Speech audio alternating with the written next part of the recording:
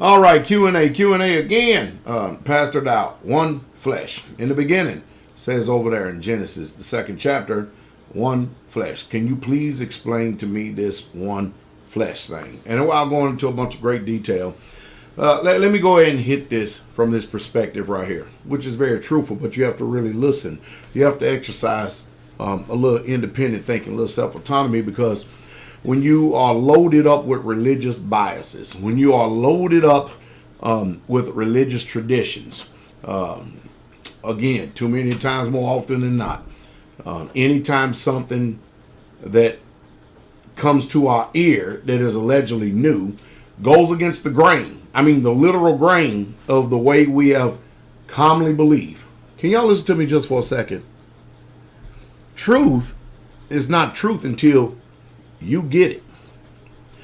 And most people just simply don't have the ability to step outside of the agreements they have previously made to what they consider truth. Most people just simply don't have an open mind to even hear. First, I'm going to give you some truth. Can we agree that in the garden, when Genesis 2:24 was given, when it was made, as it was written, that this was a perfect world? Can we? Everybody would say, if they are students of the word, when they read it, they would say, oh yeah. We can agree with that, Pastor Dow. No doubt. Okay. Also, can we equally agree that that perfect world actually stopped when sin entered into the world? Can we agree? Yeah. That is true. That is true. In other words, that world was no longer perfect once sin entered in. Is that correct? All right. What we have today is we have what I call mental gymnastics. I call scriptural wrestling and flip-flopping. Because one minute, people want to bind you and lay hold of you to a perfect world and bind you to a perfect world order. Because remember, whereas there's no sin, there's no transgression. And they flip-flop between the two when it's convenient to them. Let me give you an example. One flesh. All right. Some people commonly believe that a man and a woman should be married until death do them part. Now, you're not going to read that nowhere in the Bible. And someone will say, well, that's the way Yah intended from the very beginning. Well, I beg to differ. Because from the very beginning, in a perfect world, there was no death. Adam and Eve was designed to live forever. Can we agree? Can we agree? You see what I mean?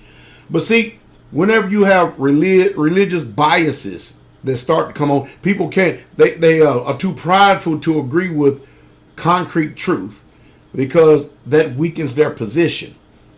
Because if you agree with that, that means your mind is open and you're going to have to go on down the line a little bit more and agree with other truths that come as well. All right.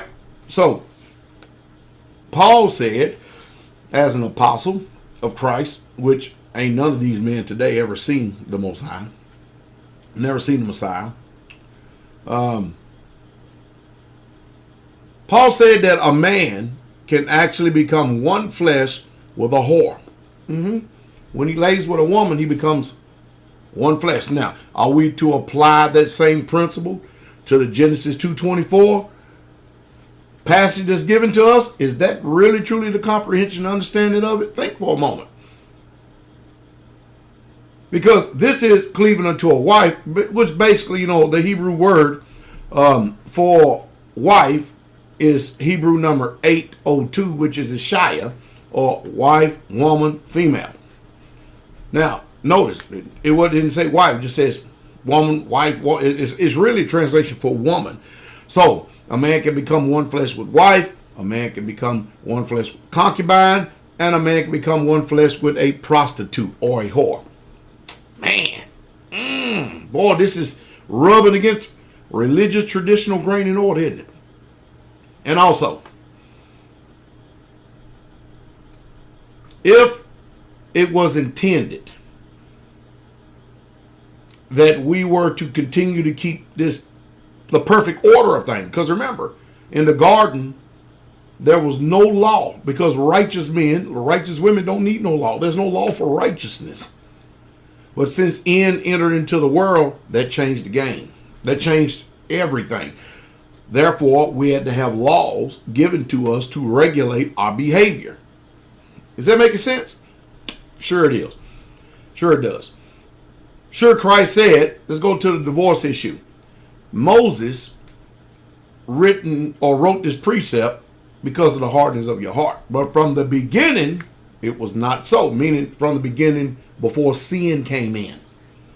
Now that sin entered in, guess what? We have to regulate your behavior, man and woman. That's the reason why you're reading Dowell 24, verses 1 through 4, a regulation for divorce. Now, divorce is based on some uncleanliness that is found. Now, I just gave you the flat-out truth.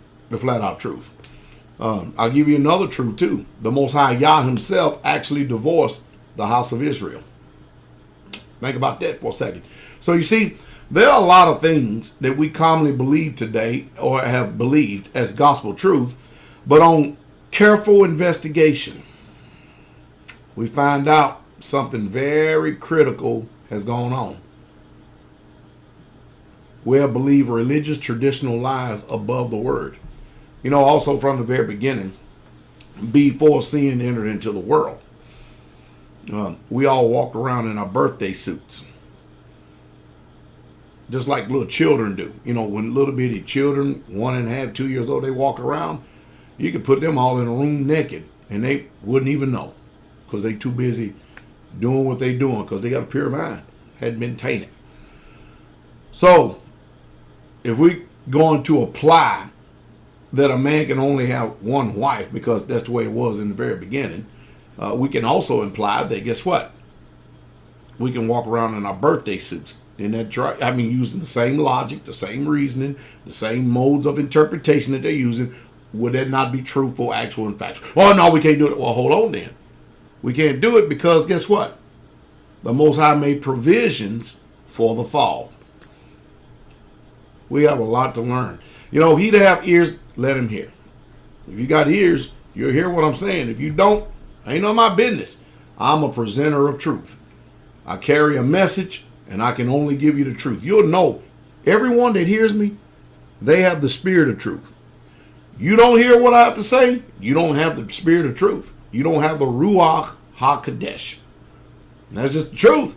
And that's the true Straitway. Hope I said something that will bring edification, exhortation, and comfort to your heart.